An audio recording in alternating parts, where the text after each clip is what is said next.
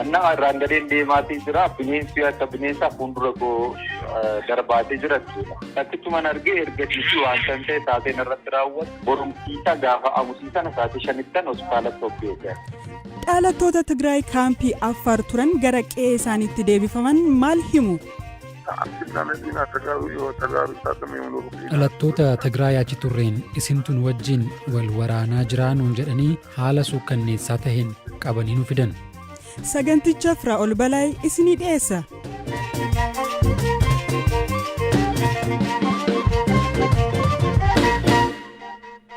Tigraayitti tajaajilawwan bu'uuraa deebisuuf qophiin godhamaa jira jedhe koreen nagaa mootummaan federaalaa TPLF waliin akka mari'atu hundeesse. Koreen kun ibsa roobii har'aa baaseen mariin dafee akka jalqabuuf gamtaa Afrikaa waliin hojjechaa jira jechuun mariin akka eegalu ariitiin waliigalteen dhukaasa dhaabuu akka raawwatu gaafateera. Eliyaas Mulgeetaa dabalata qaba.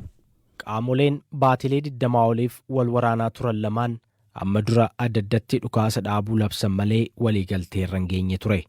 Waliigaltee raawwachuun gargaarsi namoomaa akka dhaqqabu, tajaajilawwan bu'uuraa akka deebi'an akkasumas waraanichi karaa nagaa furmaata akka argatu barbaachisaadha jedhe koreen mootummaan federaalaa TPLF waliin akka mari'atu hundeesse. Waliigalteen dhukaasa dhaabuu akkuma raawwateen haala mijataa uumamutti fayyadamuun tajaajilawwan bu'uuraa ariitii danda'ameen deebisuuf qophiin godhamaa jira jedheera.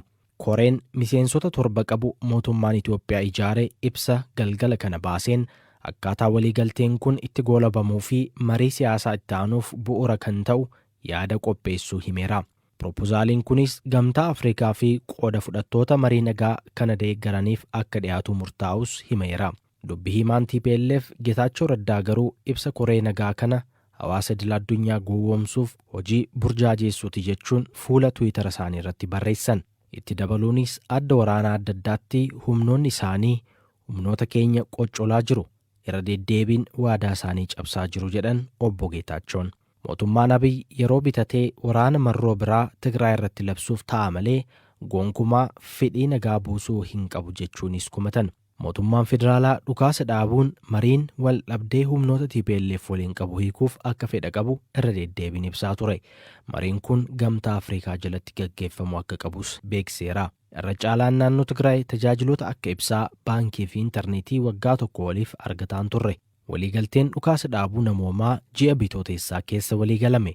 Ergasii dhiyeessiin deeggarsa namoomaa haalaan dabalaa dhufe. Mootummaan Itoophiyaas ta'e TPLF waraana lubbuu namoota kumaatamaa galaafate miiliyoonota qeerraa buqqise karaa nagaa xumuruuf koree ijaaruun isaanii ni yaadatama.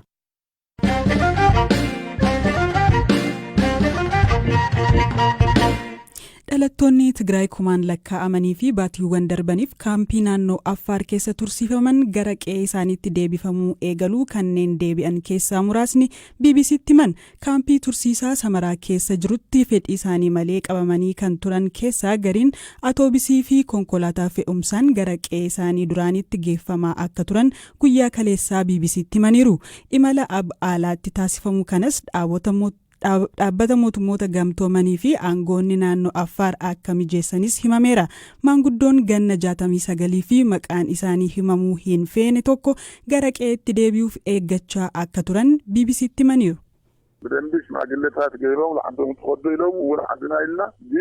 Jaarsolii nutti erganii gara qe'ee keessanitti deebi'uu barbaaddu jedhanii nu gaafannaan eeyyee jenneen, garuu achis deemnee maal taana wanti qabnu hundi gubateera jennee itti himne. Amma Samaraarraa qe'ee keenyatti deebi'aa jirra. Marroo jalqabaan namoonni nu wajjin turan atoobisii 4 fi konkolaataa fe'umsaa 2 kaleessa sa'aatii 6 keessa qe'eetti deebi'aniiru.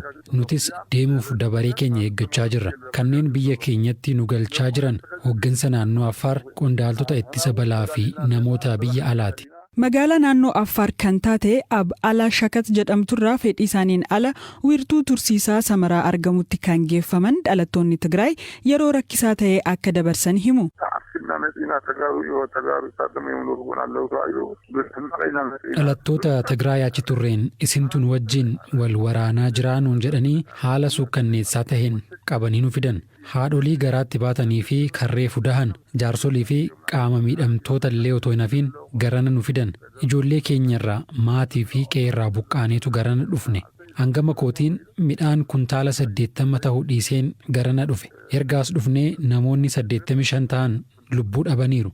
Hedduun isaanii ammoo sammuun isaanii miidhameera. Namoota du'an gammoojjii keessatti awwaalaa turre. Ani umuriin koo 69 waggaa ta'uu ijoollee koo 6 fi haadha warraa koo waliin nu fidan. Garuu kan hidhamne bakka garaagaraa waan ta'eef haga ammaa waliin agarre. Koomishiniin mirga namoomaa Itoophiyaa waxabajjii keessa ibsa baaseen dhalattoonni Tigraay 9,000 ta'an haala mijataa hin taane keessa akka jiran ibsee ture.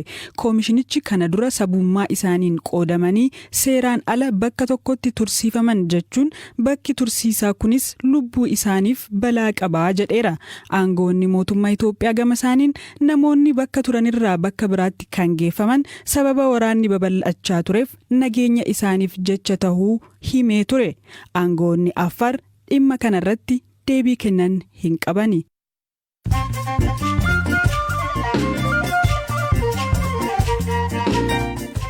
Odeessaalee gaggabaabootiin darba. Dhaabbanni Telekoomii Taanzaaniyaa gaara guddicha Afrikaa Kilimaanjaanoo irratti intarneetii saffisa olaanaa qabu dhaabuu hime. Ministeerri odeeffannoo Naappee Inyaawoo kibxata yeroo hojii kana eebbisanitti kana booda turistoonni fiixee tullicharraa addunyaatti dubbachuu danda'u jedhan. Niwuziilaanditti hambaan qaama nama du'ee shaanxaa caalbaasiin gurgurame keessaa argame qorachaa akka jiru poolisiin beeksise. Maatiin caalbaasii mankuusa tokko keessatti geggeeffameen shaanxaa kana bitan hambaa qaama namaa arganii poolisiitti gabaasan. Manni murtii Libaanos namicha torbee darbe baankii ugguruun maallaqa baankiidhaa qabu baasifate akka gadi lakkifamu ajajee jira. Baasmaam Al-Sheek Huseen qarshii inni qabu baankiitti waan jalaa uggurameef baasii hospitaalaa waan kaffalatu dhabnaan torbee darbe qawwee fudhatee baankii deemuun humnaan doolaara 35,000 baafatee ture. Odeessaaleen gaggabaaboo kanuma.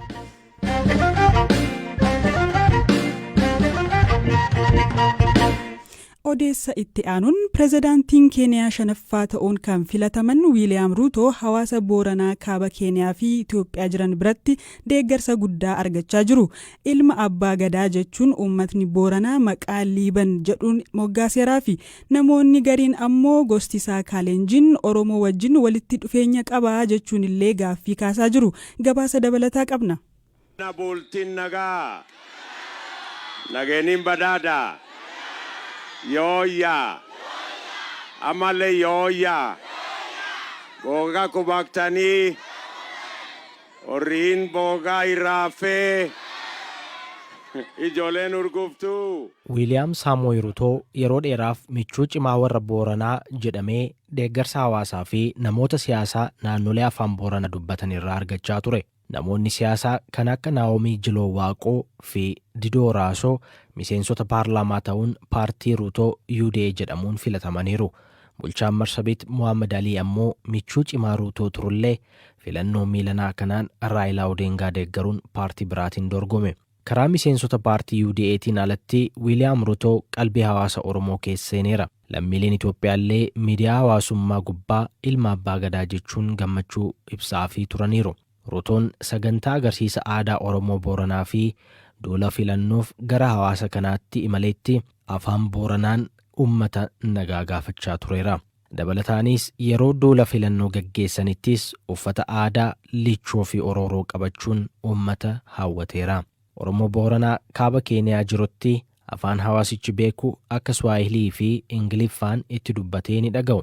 Garuu afaan isaanii afaan Booranaatiin itti dubbachuu filate. Nageeniin badhaadha. Yooyaa amalee yooyaa horiin boogaa kubaktanii horiin boogaa irraafee ijoolleen urguftuu. Galgaloo kanaa godaanaa dargaggoota miidiyaa hawaasaa irratti Ruutoo filadhaa jechuun duula gaggeessaa turan keessaa tokkodha. Ruutoo kura argachuun naaf gammachuu. Garuu waan ani sababeeffadhe irraan gammadeetu jira jedha. Ruutoon ilma horsiisee bulaa mucaa hiyyeessaa kan akka keenyaatti lukku gurguree yuunivarsiitii baratee siyaasa keessatti hirmaatee dhumarratti milkaa'ee amma pireezidaantii ta'edha jedha. Akka inni jedhutti Ruutoon qonnaan bulaa fi horsiisee bulaa waan ta'eef dhimma uummata Booranaa sirriitti hubata. Ruutoon gosa teenna ta'uu baatus nama rakkoo uummata horsiisee bulaa beekuu danda'u. Kanaaf hin dhaabbanna, hin herreegganna, rakkoo keessa nu baasa jennee abdanna, tanaaf gammanne jedha.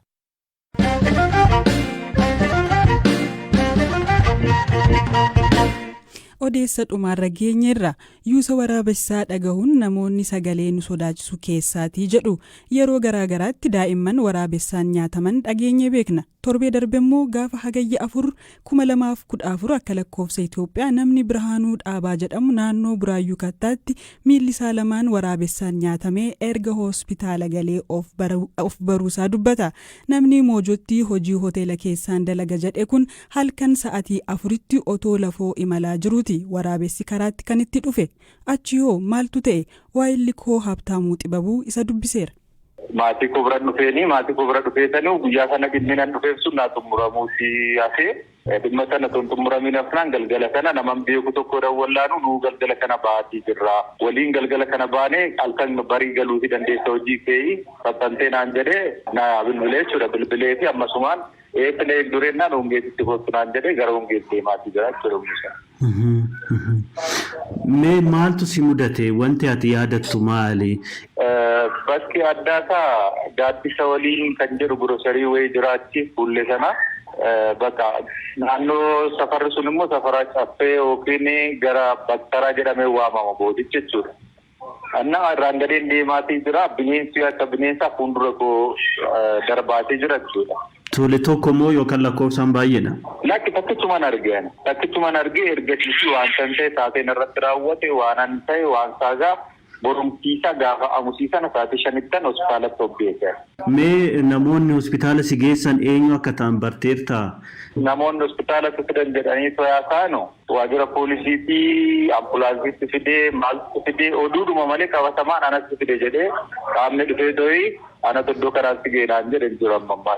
Mee wayita of bartuu haala ture natti mime? Yemmuun of baruun ciiseetan jira dhagni koo muluun dhumeera jedhuba kooti gaditti jechuudha. Maatiin koos na bukkee dhaabbatanii jiranii bakka ammanoo. Inni tokko muluu iyyuu koronyoodhaa gaditti hin jiru, koronyoo gadi hin jiru. Inni tokko immoo koronyoon itti citeef yaa'u gogaadhuma qabateetoo jira jechuudha. Inni mirgaa.